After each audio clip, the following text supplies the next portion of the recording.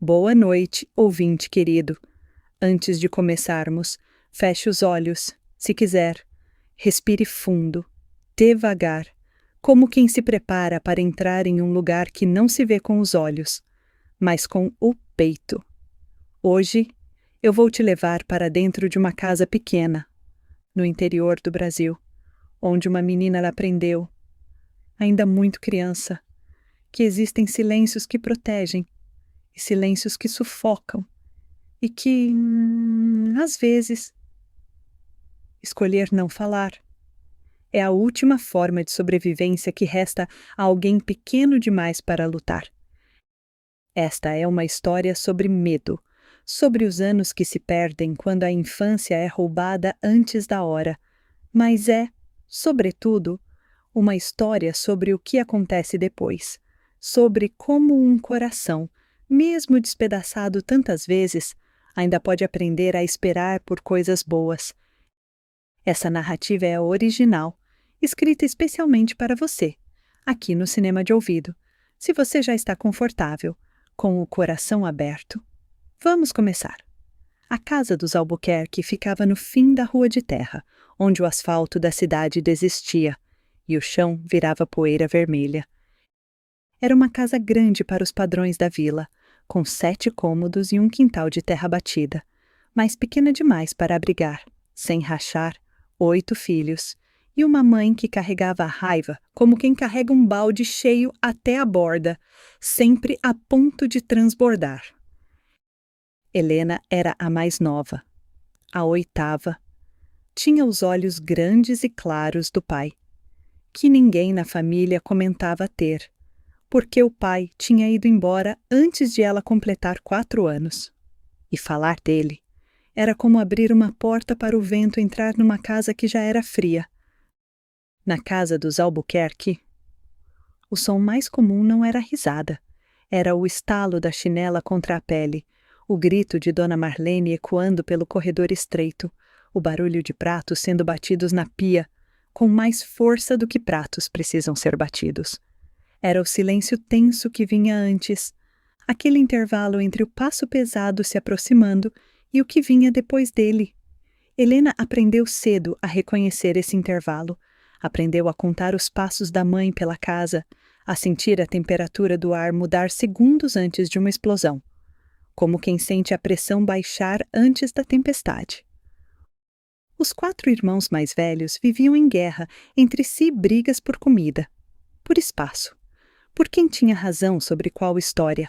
As 3 irmãs, todas mais velhas que Helena, formavam um pequeno bando à parte, com risadinhas que paravam abruptamente quando ela entrava no quarto, como se sua presença interrompesse uma piada que era sempre, de algum jeito, sobre ela. Olha o jeito dela andando, dizia a irmã do meio, rindo atrás da mão. Parece um passarinho assustado. Estranha, confirmava a mais velha, sem nem erguer os olhos da revista. Sempre foi diferente da gente. Helena nunca respondia, não porque não tivesse o que dizer, tinha, e muito, mas porque cada palavra dita em voz alta naquela casa parecia se transformar em munição na boca de outra pessoa. Era mais seguro guardar. Para Dona Marlene, Helena era a filha exemplar, quieta, obediente, que nunca dava trabalho. A mãe não enxergava, ou escolhia não enxergar, o que se escondia debaixo daquele silêncio. Não via o jeito como a menina se encolhia quando um dos irmãos passava perto demais no corredor, à noite. Não via os olhos baixos, o corpo que se fazia pequeno, a respiração que se controlava como quem aprende a sumir sem sair do lugar. Havia coisas, naquela casa, que aconteciam nas horas em que a luz da cozinha já estava apagada e o resto do mundo dormia. Coisas que Helena não tinha palavras para nomear. Não porque faltasse vocabulário, mas porque nomear era dar existência, e ela ainda não sabia se sobreviveria à existência daquilo. Ela tinha 7 anos quando entendeu, sem que ninguém precisasse lhe explicar, que precisava se tornar invisível. Não fisicamente isso não era possível, mas de um jeito mais profundo. Precisava parar de ser alguém que falava, que reagia, que existia o suficiente para chamar atenção. Foi assim que, pouco a pouco, sem anunciar a ninguém, Helena deixou de responder quando chamada, deixou de rir alto, deixou, por fim, de falar. No início, todos pensaram que era timidez. Vai passar, dizia Dona Marlene às vizinhas, baixando a voz como quem se desculpa por algo. Criança quieta é criança bem criada. Mas os meses passaram, e o silêncio de Helena não passou, engrossou, como uma parede que se constrói tijolo por prejuízo de tijolo, sem alarde, até que um dia já não há mais janela por onde a luz de fora consiga entrar. Ela inventou, para si mesma, uma explicação que conseguia sustentar diante dos outros. Fingiu não ouvir bem. Fingiu que as palavras chegavam embaralhadas, que sua boca não conseguia formar sons como a dos outros. Foi um teatro silencioso e solitário, ensaiado todos os dias, na frente do espelho rachado do banheiro, onde ela treinava a expressão vaga de quem não entende o que se diz. Funcionou melhor do que ela esperava. As pessoas, de um jeito estranho, se sentem mais à vontade quando têm um rótulo para colar em alguém. A muda, a surtinha. Os rótulos vieram com pena, às vezes, e a pena, descobriu Helena, era mais suportável do que a atenção, porque a atenção, na casa dela, era perigosa. Havia um irmão em especial, o terceiro. Edmar, cujos passos ela aprendeu a temer mais que os de qualquer outro. Não há necessidade de narrar aqui o que aconteceu naqueles quartos, naquelas noites, algumas portas, mesmo numa história, merecem ficar fechadas. Basta dizer que Helena guardou, dentro do peito, um segredo pesado demais para qualquer criança carregar, e que o silêncio que ela escolheu não era apenas sobre não falar, era sobre desaparecer o suficiente para que aquelas noites, de algum jeito, doessem menos. Ninguém perguntou, e talvez esse tenha sido o ferimento mais profundo, não o que aconteceu, mas o que não aconteceu depois. Nenhuma pergunta, nenhum olhar que parasse tempo suficiente para notar. Na escola, era a aluna que sentava no fundo, que entregava as tarefas certas, escritas com letra cuidadosa, mas nunca levantava a mão. As professoras, gentis em sua ignorância, escreviam nos boletins: Helena é uma menina especial, merece atenção redobrada.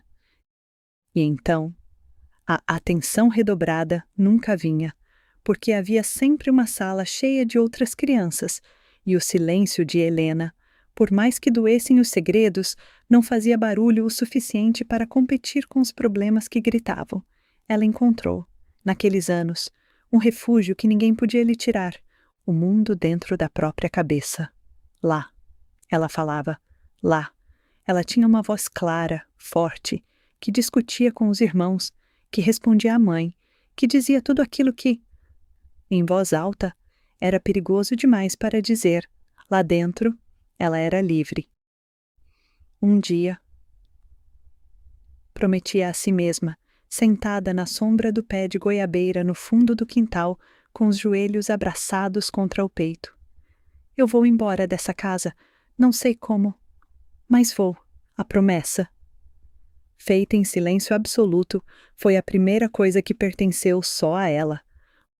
Os anos passaram como passa a água de um rio que ninguém olha, devagar, sem pressa, carregando junto tudo o que cai dentro dele.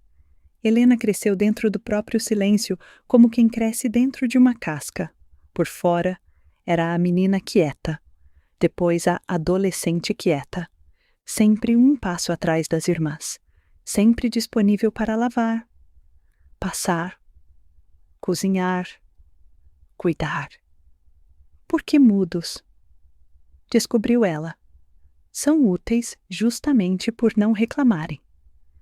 Pelo menos essa não dá trabalho, comentava Dona Marlene com um misto de orgulho e desprezo, como se a ausência de voz fosse ela mesma. uma forma de obediência. As irmãs, agora mulheres feitas, ainda riam baixinho quando Helena cruzava a sala. Ainda imitavam seu jeito de andar com os ombros curvados, os olhos sempre buscando o chão. A crueldade delas nunca foi gritada, era sussurrada, era olhar de canto, era a porta fechada bem na hora em que Helena se aproximava. Como se sua presença não merecesse ser incluída em nada. Por 10 anos, da infância ao limiar da vida adulta, Helena não disse uma palavra a ninguém daquela casa. Aprendera a se comunicar com gestos mínimos, com olhares, com bilhetes curtos quando era estritamente necessário e, por 10 anos, ninguém pareceu se perguntar seriamente o motivo. Era mais fácil, para todos ao redor, aceitar a explicação simples. A menina é assim. Sempre foi do que enfrentar a pergunta incômoda. O que fez essa menina escolher desaparecer? Havia, porém, instantes em que o mundo dentro de Helena vazava para fora sem aviso. Uma vez, sozinha no quintal, cantarolando baixinho uma música que ouvira no rádio. Ela foi flagrada pela irmã mais velha. Ué, agora ela canta? A irmã gritou com falsa surpresa, chamando os outros. Vem ver, gente, a muda sabe cantar. Helena calou-se instantaneamente, o rosto em fogo, e voltou ao silêncio como quem volta correndo para dentro de um abrigo durante um bombardeio. Aquela tarde lhe ensinou, mais uma vez, que até os pequenos vazamentos de alegria eram vigiados, prontos para virar motivo de riso. Foi também nesses anos que Helena descobriu a leitura. Um vizinho generoso lhe deu, sem saber o tesouro que estava entregando, uma caixa de livros velhos, histórias de outras vidas, de outros mundos, onde meninas como ela encontravam, no fim, alguma forma de justiça. Ela lia escondida, sob a luz fraca de uma vela, sentindo, por algumas horas, que existia um lugar fora daquela casa onde a bondade ainda era possível. Os livros não a salvaram da dor das noites silenciosas, mas plantaram nela uma semente obstinada, a certeza de que o mundo era maior do que aquela casa e que, um dia, ela teria a chance de descobrir o tamanho dele. Helena tinha 17 anos na noite em que decidiu que não voltaria a dormir sob aquele teto. Não houve um estopim único, nenhuma cena dramática de confronto. Houve apenas o acúmulo silencioso de tantas noites, que finalmente alcançou um limite que ela mesma não sabia que existia, até sentir-se em pé diante dele. Esperou que a casa adormecesse, o ressonar grosso do irmão mais velho, o silêncio pesado do quarto da mãe, os últimos sons da televisão se apagando no cômodo das irmãs. Então, com uma trouxa pequena contendo as poucas roupas que considerava suas e um dos livros emprestados que nunca devolvera, Helena atravessou o quintal de terra batida sob um céu sem lua e saiu pelo portão de madeira que rangia sempre da mesma forma. Não olhou para trás. A cidade vizinha, onde ela conseguira, através de uma colega distante da escola, a promessa vaga de um lugar para passar a primeira noite, parecia ao mesmo tempo enorme e indiferente. Helena caminhou pela estrada de terra com o coração batendo tão forte que temia que o som a denunciasse. Mas, pela primeira vez em 10 anos, sentiu algo que não soube nomear de imediato. Era medo, sim, mas era também alguma coisa parecida com esperança. A vida fora da casa da mãe não se revelou um paraíso, como talvez a Helena mais jovem tivesse sonhado durante as tardes sob o pé de goiabeira. A colega que lhe oferecera abrigo só pôde recebê-la por algumas semanas, antes que a própria família apertasse o espaço. Helena se viu, então, passando de casa em casa, a casa de uma tia distante que precisava de ajuda com os filhos pequenos, a casa de uma família que a contratou como empregada doméstica em troca de cama e comida, a casa de uma senhora idosa que, embora gentil, via nela apenas um par de mãos jovens e fortes para o trabalho pesado. Em cada uma dessas casas, Helena ouviu, de formas diferentes, a mesma frase disfarçada, que ela não era exatamente alguém, não exatamente família, não exatamente alguém que merecia lugar à mesa. Era a empregada, a menina que ajuda, um móvel útil, deslocável, substituível. Você devia ser mais grata, disse-lhe uma das patroas certa vez quando Helena, já recuperando lentamente a voz, ousou pedir um aumento mínimo no pagamento. Olha tudo o que fazemos por você. Helena engoliu a resposta, como engolira tantas outras coisas. Mas, dentro de si, algo começava, finalmente, a se mover. A compreensão de que merecer respeito não devia depender da gratidão alheia e de que, talvez, ela tivesse direito a mais do que sobras de bondade. Os anos seguintes foram um mosaico de endereços. Helena os contava, mais tarde, na própria mente, como quem conta capítulos de um livro difícil de reler, a casa da família grande perto do mercado, onde dormia em um quartinho ao lado da lavanderia, a casa do casal sem filhos, que a tratava com uma educação fria, quase clínica, a pensão modesta onde, finalmente, com as economias de meses de trabalho, conseguiu um cômodo só seu. Foi nesse cômodo pequeno, com uma cama de solteiro e uma janela que dava para o muro do vizinho, que Helena, sozinha, permitiu-se chorar pela primeira vez em anos. Não as lágrimas contidas e silenciosas de antes, mas um choro alto, livre, que ecoou pelas paredes finas sem que ninguém estivesse ali para repreendê-la por fazer barulho. Foi também ali, na solidão daquele cômodo, que a voz de Helena, a voz verdadeira, não o sussurro cauteloso que usava em público, começou, timidamente, a voltar. Primeiro em frases curtas, ditas em voz alta para si mesma, só para sentir o som saindo da própria garganta sem que nada de mal acontecesse depois. Depois, gradualmente, em conversas reais, com a vizinha do corredor, com a atendente da padaria, com o mundo que, surpreendentemente, não a destruía por ela falar. Ainda havia, porém, a sombra antiga, a sensação de não pertencer a lugar nenhum, de ser sempre uma hóspede temporária na vida dos outros. Helena trabalhava como diarista, depois como auxiliar em uma costureira, sempre se esforçando, sempre entregando mais do que lhe pediam, como se precisasse provar, a cada nova casa, a cada novo emprego, que merecia o espaço que ocupava. Você trabalha demais, disse-lhe a costureira, Dona Iracema, uma das poucas pessoas que, naqueles anos... Olhou para Helena com algo parecido com cuidado genuíno. Ninguém vai te expulsar se você descansar um pouco. Helena sorriu, sem saber bem como responder. Ainda não sabia, no fundo, que tinha direito a descansar sem merecer. Foi Dona Iracema quem, sem perceber a profundidade do que fazia, plantou em Helena a primeira pergunta verdadeiramente subversiva de sua vida adulta. E o que você quer? Helena, não o que os outros precisam de você. O que você quer? Ninguém, em 20 e poucos anos de vida, havia feito essa pergunta. Foi numa festa de fim de ano, organizada pela costureira para os clientes mais antigos, que Helena conheceu Reginaldo. Ele tinha um jeito de falar que parecia preencher qualquer silêncio, confiante, gentil nas primeiras palavras, atento o suficiente para perguntar seu nome 2 vezes e fazer questão de lembrá-lo depois. Para uma mulher que passara a vida sendo invisível, a atenção de Reginaldo parecia, naquele momento, a coisa mais próxima de um milagre que ela já experimentara.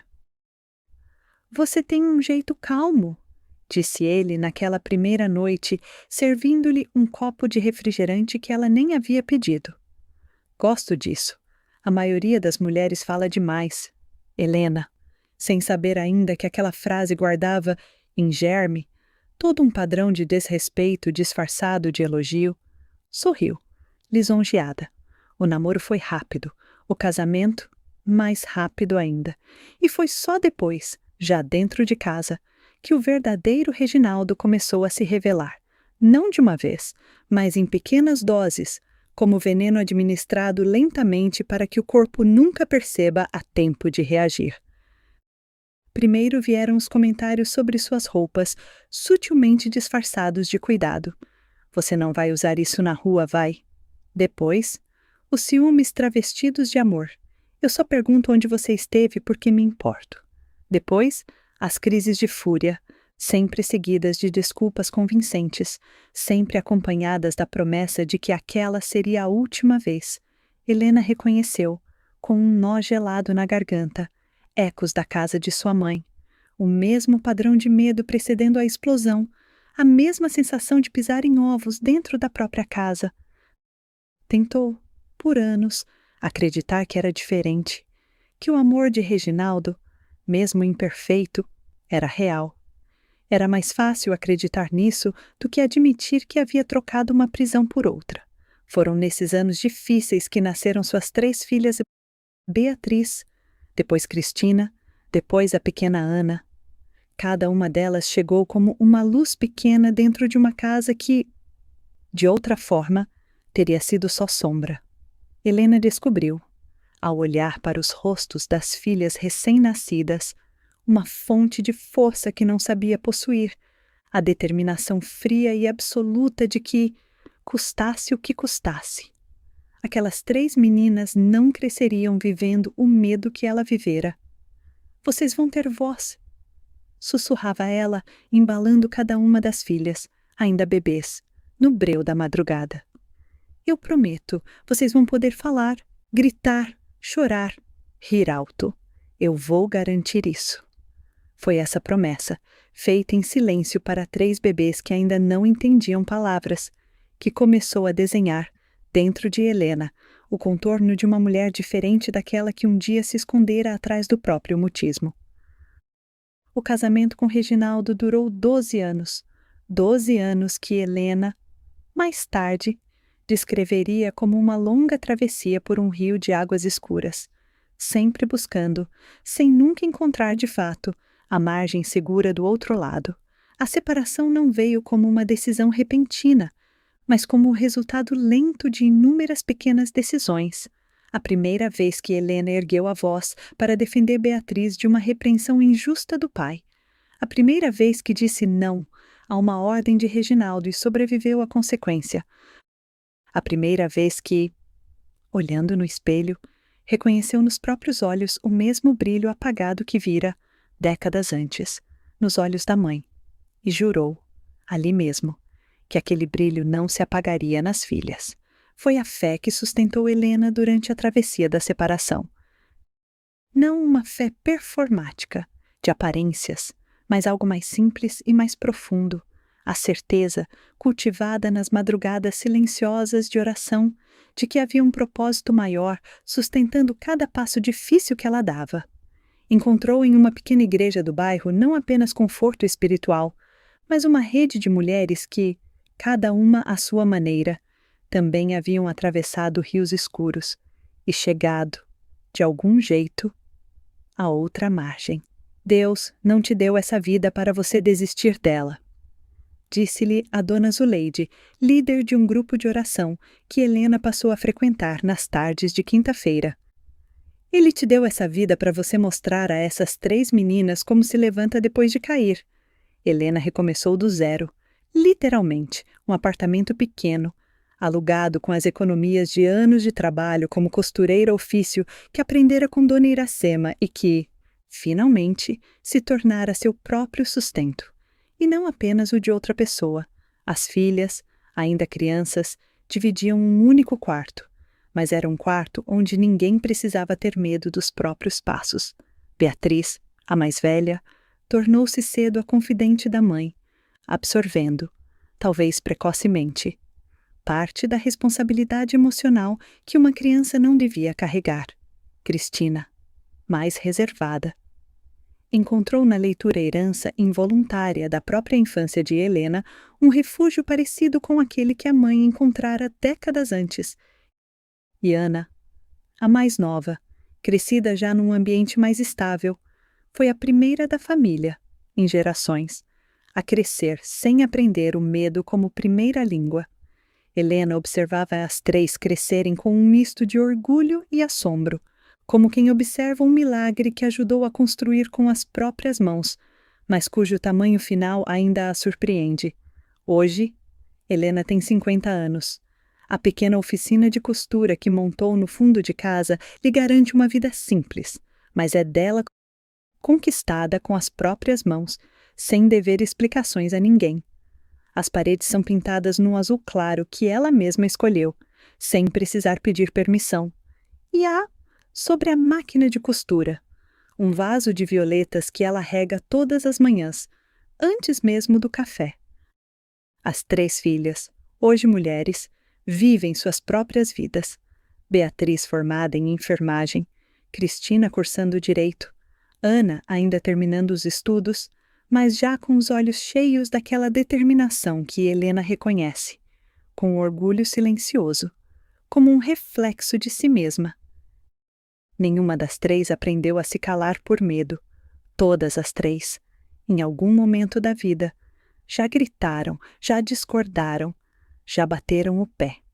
E Helena, longe de se assustar com isso, sente cada gesto de afronta saudável das filhas como uma pequena vitória pessoal.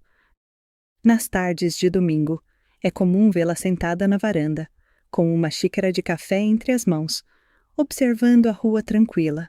É nesses momentos de quietude uma quietude escolhida, não imposta, que Helena permite que os pensamentos vagueiem até um lugar que ela ainda hesita em nomear em voz alta: o desejo.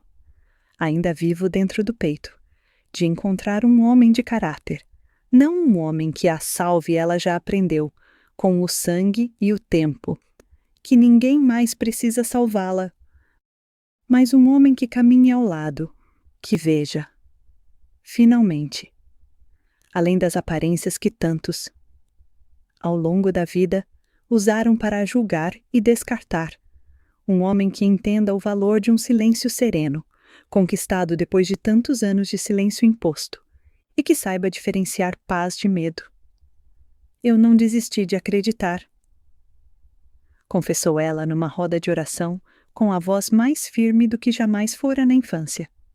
Talvez seja loucura, na minha idade, ainda sonhar com isso. Mas eu acho que mereço. Acho que todas nós merecemos. Ninguém naquela sala, discordou.